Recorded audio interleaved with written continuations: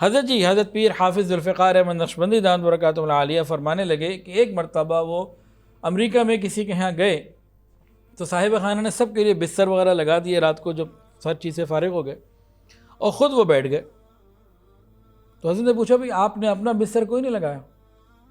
تو انہوں نے عرض کیا حضرت میں لیٹ کر سونے کی نعمت سے محروم، میں بس ایسے ہی گزارا کرتا ہوں، میں لیٹ نہیں سکتا۔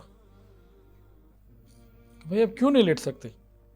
تو انہوں نے بتایا کہ اندر کا جو وال ہے میرا، جو سب کا ون وے ہوتا ہے کہ جب غذا جاتی ہے تو کھل جاتا ہے اور اس کے بعد وہ بند ہو جاتا ہے، نیچے سے کوئی چیز باہر نہیں آنے دیتا، وہ میرا وال لیک ہو چکا ہے۔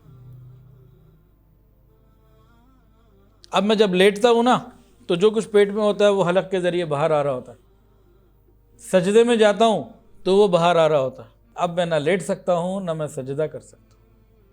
یہ وال زندگی میں کتنی دفعہ کھلتا اور بند ہوتا ہوگا، اس کی تعداد کوئی گن سکتا ہے؟ ایک دن میں کتنی مرتبہ کھلتا اور بند ہوتا ہوگا، اور آٹومیٹک، ہمیں پتہ بھی کوئی نہیں۔